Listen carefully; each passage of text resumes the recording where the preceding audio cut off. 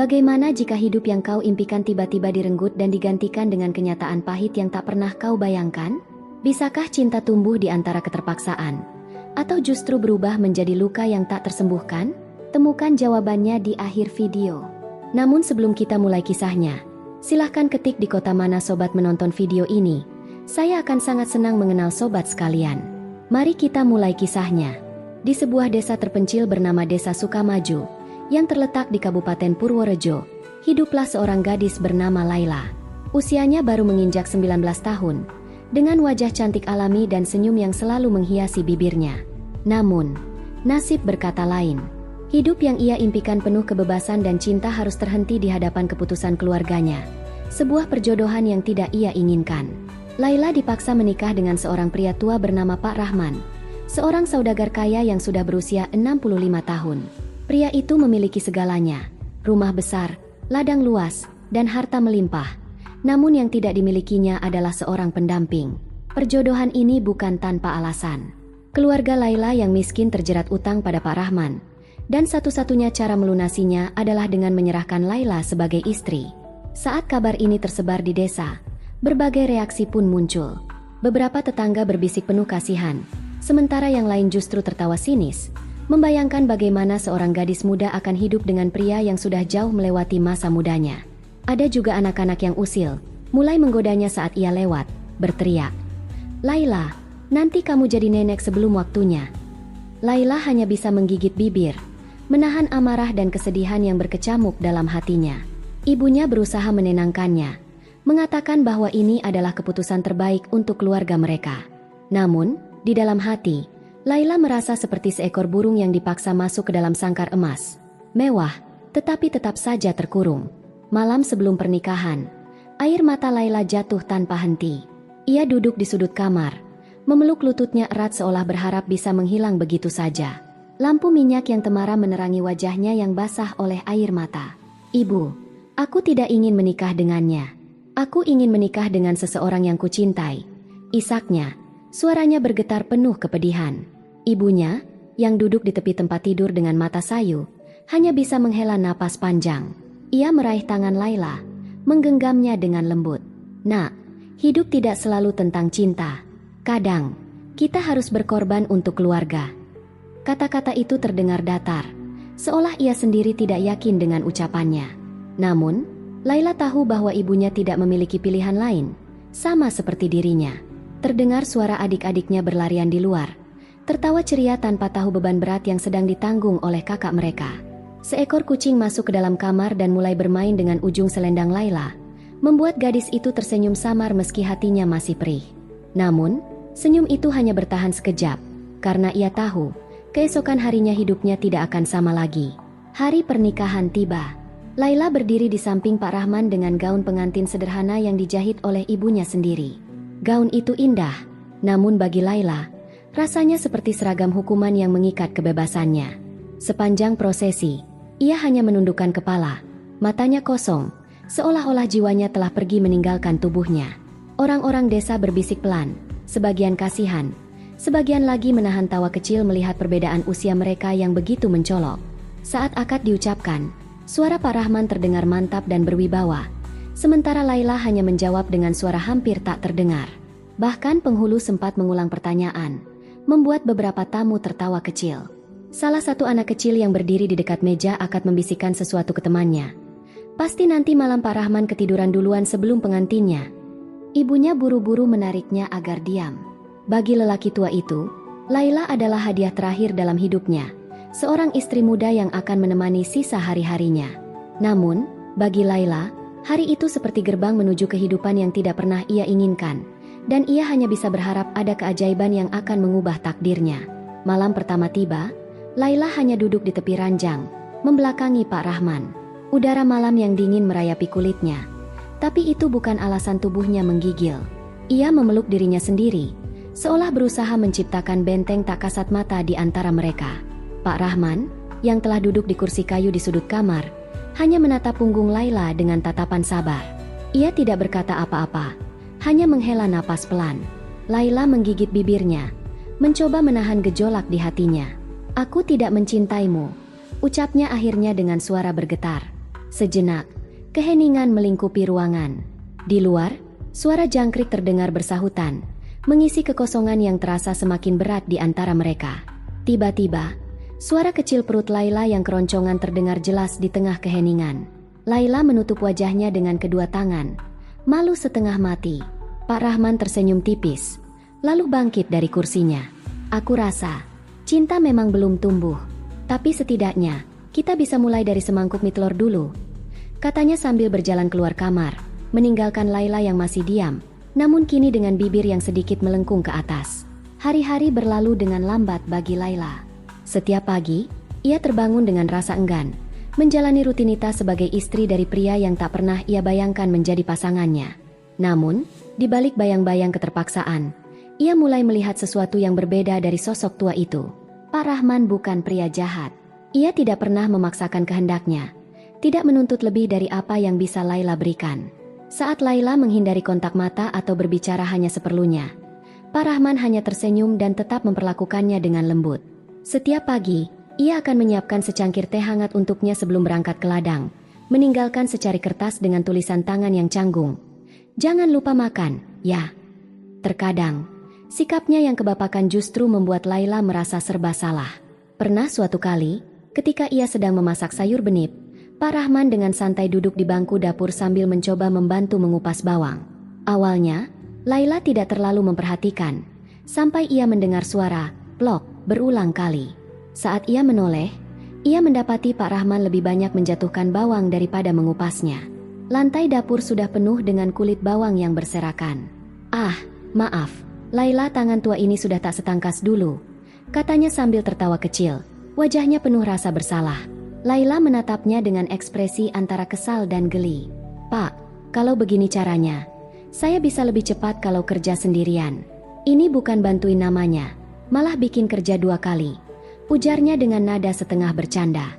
Pak Rahman hanya tersenyum malu, lalu dengan canggung mencoba mengumpulkan bawang-bawang yang jatuh, tapi justru terpeleset sendiri di atas kulit bawang yang licin.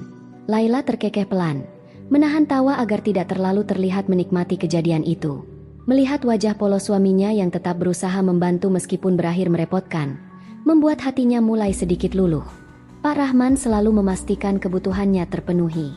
Meski Laila masih menjaga jarak dan seringkali berusaha menghindarinya, Pak Rahman tidak pernah sekalipun menunjukkan rasa kesal. Ia tetap memastikan bahwa makanan Laila selalu tersedia, selimutnya cukup hangat di malam hari, dan bahkan sesekali menyelipkan camilan di meja dapur tanpa mengatakan apapun. Sikapnya yang penuh perhatian perlahan mengusik hati Laila, membuatnya bingung antara tetap bersikap dingin atau mulai menerima kenyataan. Sebuah kejadian pun mengubah segalanya. Suatu pagi, tubuh Laila terasa lemas dan panasnya begitu tinggi hingga ia tidak bisa bangun dari tempat tidur. Ia mengira akan dibiarkan sendirian, tetapi Pak Rahman justru panik, berlarian mencari kain basah untuk menurunkan demamnya. Ia bahkan dengan canggung mencoba memasak bubur, meskipun hasilnya lebih mirip dengan adonan kental yang keasinan. Laila yang awalnya ingin protes justru tertawa kecil, melihat ekspresi canggung Pak Rahman yang menyodorkan mangkuk bubur itu dengan wajah penuh harap. Saat itulah, perlahan, tembok kebencian dalam hatinya mulai runtuh, dan untuk pertama kalinya, ia merasa sedikit nyaman berada di sisi pria tua itu. Namun, saat perasaan mulai berubah, takdir seakan bermain kejam. Pak Rahman mulai sering batuk-batuk dan kehilangan nafsu makan. Awalnya, Laila mengira itu hanya kelelahan biasa, tapi semakin hari, tubuhnya semakin lemah. Ketika akhirnya ia bersedia dibawa ke dokter, vonis itu jatuh seperti petir di siang bolong. Waktunya tidak lama lagi. Laila terpaku mendengar kabar itu. Ia baru saja mulai merasakan kenyamanan di sisinya, dan kini hidup kembali mengambil sesuatu darinya. Ia mencoba merawat Pak Rahman sebisa mungkin, memasakkan makanan yang lembut, menyuapinya perlahan, bahkan sesekali bercanda agar pria tua itu tetap tersenyum. Pak, kalau saya terus nyuapin begini, nanti saya jadi ibu bukan istri, katanya suatu hari, berusaha menahan air mata di balik senyumnya. Pak Rahman tertawa pelan, meski matanya menyiratkan kelelahan yang dalam. Laila menyadari sesuatu, cinta tidak selalu datang dari awal, tetapi bisa tumbuh seiring waktu, dan kali ini, ia tak ingin kehilangan itu begitu saja. Setiap detik yang berlalu terasa begitu berharga. Ia menghabiskan lebih banyak waktu di samping Pak Rahman, menggenggam tangannya, membacakan cerita-cerita lama yang ia dengar dari ibunya saat kecil, atau sekadar duduk dalam diam, menikmati keberadaan satu sama lain. Di saat-saat terakhir Pak Rahman, Laila menggenggam tangannya erat. Tangan itu, yang dulu begitu kuat menggenggam cangkul di ladang, kini terasa lemah dan dingin. Wajah Pak Rahman tampak letih, tapi matanya tetap menyiratkan kehangatan yang familiar. "Aku tidak membencimu lagi," bisiknya. Air matanya jatuh membasahi pipi. Ia ingin mengatakan lebih banyak, ingin mengucapkan terima kasih atas segala hal kecil yang pria tua itu lakukan untuknya, tapi suaranya tersangkut di tenggorokan. Pak Rahman tersenyum lemah. Bibirnya bergetar seolah ingin mengucapkan lebih banyak kata, namun tubuhnya sudah terlalu lelah untuk melakukannya. Ia menatap Laila dengan penuh kasih sayang. Matanya yang redup menyiratkan kelegaan. "Itu sudah lebih dari cukup untukku," ucapnya dengan suara serak. Jari-jarinya yang lemah berusaha menggenggam tangan Laila lebih erat, seolah ingin mengabadikan momen itu dalam ingatannya. Laila menahan napas, berusaha mengusir ketakutan yang mulai menguasai hatinya. Ia ingin membalas dengan kata-kata yang lebih dalam, lebih berarti, tapi hanya air mata yang jatuh tanpa bisa ia kendalikan. Ruangan terasa hening, hanya suara napas Pak Rahman yang semakin melemah, seperti detik-detik terakhir dari lagu yang akan segera berakhir. Di luar, angin berhembus lembut, seakan ikut menyaksikan perpisahan yang tak terelakkan. Beberapa hari kemudian, Pak Rahman mengembuskan napas terakhirnya dengan tenang di ranjang sederhana yang selama ini menjadi tempat peristirahatan terakhirnya. Suasana rumah begitu sunyi, hanya isak tangis Laila yang memenuhi ruangan. Ia berlutut di samping tubuh suaminya yang kini tak lagi bergerak. Jari-jarinya gemetar saat menyentuh wajah lelaki itu untuk terakhir kalinya. "Pak, kenapa harus sekarang?" bisiknya lirih. Air matanya mengalir tanpa henti. Ia menggenggam tangan dingin itu erat, berharap bisa mengembalikan kehangatan yang dulu selalu menyelimuti setiap perhatiannya. Orang-orang desa mulai berdatangan. Beberapa dari mereka menepuk punggung Laila dengan lembut, mengucapkan bela sungkawa. Namun, Laila tak peduli. Ia tetap di sana, menangisi kepergian seseorang yang tanpa sadar telah mengajarkannya arti cinta yang sesungguhnya. Di sudut ruangan, seekor kucing yang dulu selalu bermain dengan Pak Rahman duduk diam, seakan memahami bahwa sosok tuannya telah tiada. Sesekali, ia mengendus tempat tidur bekas majikannya, kemudian mengeong pelan sebelum kembali melingkar di sudut, seperti menjaga kenangan yang tertinggal. Laila menatap kucing itu dengan mata berkaca-kaca, merasa bahwa bukan hanya dirinya yang kehilangan. Hari-hari setelah kepergian Pak Rahman terasa sunyi dan hampa. Bangun di pagi hari tanpa suara suaminya yang mempersiapkan teh hangat terasa janggal baginya. Ia mulai menghabiskan lebih banyak waktu di dapur, mencoba memasak seperti yang dulu dilakukan Pak Rahman meskipun hasilnya tidak pernah sebagus masakan lelaki itu. Ia seringkali menggumam sendiri, mengingat candaan suaminya saat ia pertama kali memasak bubur yang lebih mirip adonan roti. Para tetangga datang silih berganti, menawarkan bantuan, mencoba menghiburnya. Tapi Laila hanya tersenyum tipis dan mengucapkan terima kasih. Malam hari adalah saat yang paling sulit, ketika ia duduk sendiri di beranda, menatap bintang-bintang yang dulu sering diceritakan Pak Rahman sebagai kisah-kisah masa lalunya. Kadang-kadang, ia menangis tanpa suara, tapi lebih sering ia hanya duduk dalam diam, membiarkan kenangan melintas tanpa gangguan. Namun, di balik duka yang mendalam, Laila mulai menemukan sesuatu yang baru, keberanian untuk melangkah. Ia mulai mengurus ladang peninggalan Pak Rahman, belajar berdagang hasil panen di pasar, dan secara perlahan membangun kehidupannya sendiri. Ia tahu, Pak Rahman pasti ingin melihatnya tetap kuat dan melanjutkan hidup. Walaupun hatinya masih berat, ia berjanji dalam diam bahwa ia akan baik-baik saja. Suatu hari, saat sedang membereskan barang-barang lama suaminya, ia menemukan sebuah kotak kecil yang tersembunyi di bawah lipatan kain dalam lemari tua. Dengan hati-hati, ia membukanya dan menemukan sebuah surat bertuliskan namanya. Tangannya gemetar saat menarik kertas itu keluar, membaca dengan napas tertahan. "Laila, jika suatu saat kau membaca ini, itu berarti aku sudah tiada. Aku tak tahu bagaimana cara yang tepat mengungkapkan semua ini, tapi ada sesuatu yang harus kau ketahui." Jantung Laila berdegup kencang. Ia melanjutkan membaca, matanya menelusuri setiap kata dengan perasaan campur aduk. Namun, sebelum ia sempat menyelesaikan surat itu, suara ketukan pintu membuatnya terlonjak kaget. Ia buru-buru menyembunyikan surat itu ke dalam lipatan bajunya, lalu berjalan menuju pintu. Saat ia membukanya, seseorang berdiri di ambang pintu, seseorang yang tidak pernah ia duga akan kembali ke hidupnya. "Laila?" Suara itu terdengar familiar, membuatnya terpaku di tempat.